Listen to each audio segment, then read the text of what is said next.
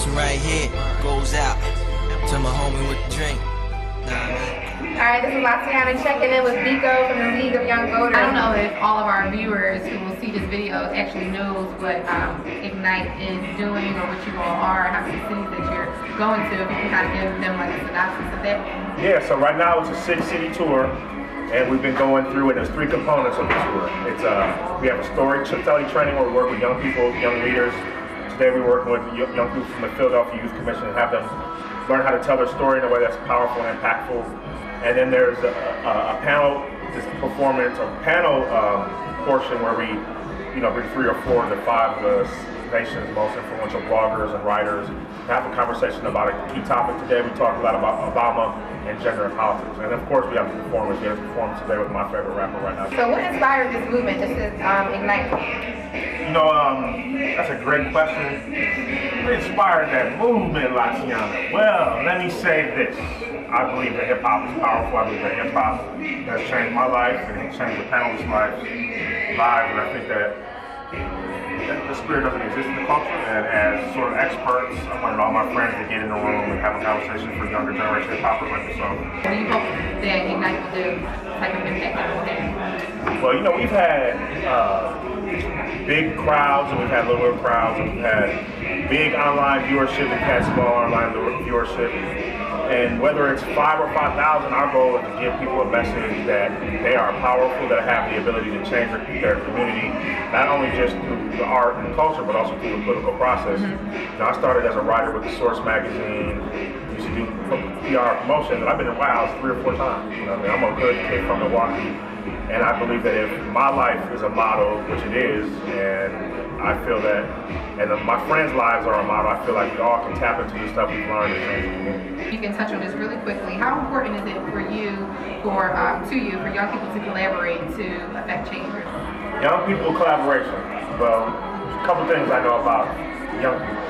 They're the most connected generation, they're the most technologically advanced, and actually they're the most informed. 10 years ago, 20 years ago, you couldn't go on Google or Wikipedia and get all the information that you want for free. And I feel it's important because the people that have come before us and become before you have set the system up to fail. And if we do not collaborate, if we do not work together, all the stuff that we fear in our heart, that the world is going to end or the empire is going to end or all this stuff, it will happen. And it will take a generation of people who, as all the other generations before, so the civil rights generation and before, to come up with a real world plan and a real agenda. And so I'm like any young person that wants to collaborate, connect, holler at me. You can hit me at Biko Baker on Twitter, the League 99. I want to build with y'all. Okay. Because so many people, I fear, like on the same token, so many young people don't understand how important it is or how the strength in numbers that there really is, like how strong it is for us to collaborate.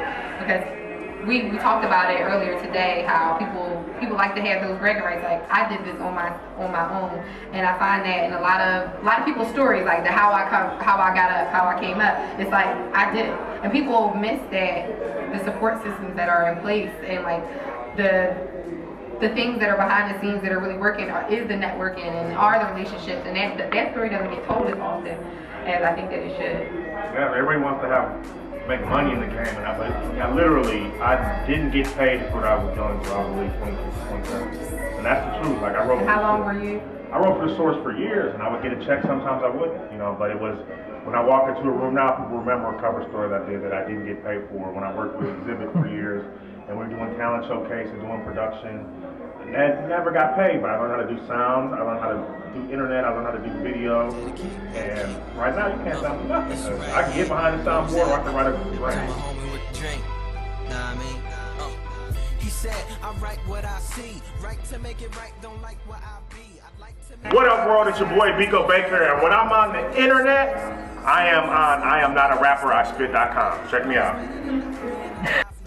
Like you're telling our story because he and I, we're business partners. We just like formalized business relationship, and as he told me, he has IAmNotARapper.com and like a marketing company, and I manage like the talent management and champion. So we said, okay, we work very well apart, but we'll be like even greater together. But as far as we're like, all right, well, nobody's gonna do it for us. We gotta learn. We gotta figure out. Oh, we got this camera. Let me figure out how to work this camera to get things done that we need to get done.